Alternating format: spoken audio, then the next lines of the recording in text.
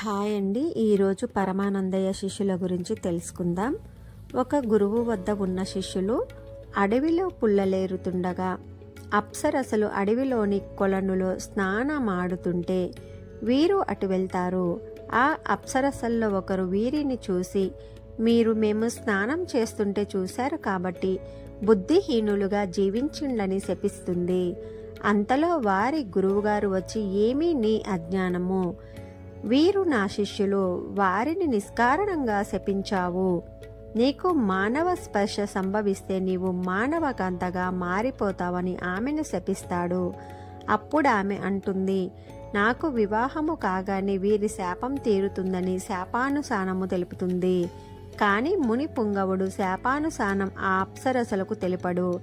అయితే ఆ శిష్యులతో అంటాడు, శిష్యులారా, శాపావసానము మీరు బుద్ధిహీనులైనారు.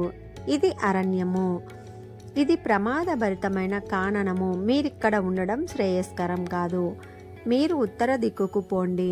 అక్కడ రాజ్యంలో పరమానందయ్య అనే గురువు ఉంటాడు. అతని వద్ద శిష్యరికం చేయండి, పోండి అని చెప్తాడు. వారు సరాసరి పరమానందయ్య దగ్గరకు వచ్చి శిష్యరికం చేస్తారు. పరమానందయ్య వారిని శిష్యులుగా అంగీకరిస్తాడు. వీరు చేసే పనులన్నీ తప్పులే, కానీ ప్రతి పనిలో ఓ మేలు జరుగుతుంది. ఎలా అంటే చేతిలో ధనము లేదని పరమానందయ్య చింతిస్తూ ఉంటాడు. ఈ శిష్యులకు చెప్తాడు, ఒరే శిష్యులు, ఇంటి వెనుక ద్వారాన్ని మూసిరండిరా అని చెప్పగానే, సరే గురువుగారు అని ఒక శిష్యుడు వెళ్ళి అది ఒంటి రెక్క తలుపు మూసే ప్రక్కకు చెయ్యి పట్టుకొని మూస్తాడు. వారి చెయ్యి అందులో ఇరుక్కుంటుంది. అరే, నన్ను ద్వారం పట్టుకున్నదని అరుస్తాడు. రెండవ వాడు కూడా అదే విధంగా మూస్తాడు. అతని చెయ్యి కూడా ఇరుక్కుంటుంది. అరే, ఇది నిజంగానే పట్టుకున్నదని రండిరా అనగా తక్కిన వారు కూడా వస్తారు. వారు కూడా అదే విధంగా తలుపు మూస్తారు.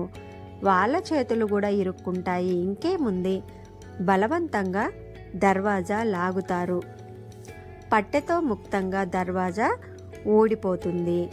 గుమ్మం నుండి బంగారు నాణేలు జల వర్షంలాగా కురుస్తాయి. గురువుగారి భార్య పరిగెత్తుకుంటూ అక్కడికి వస్తారు.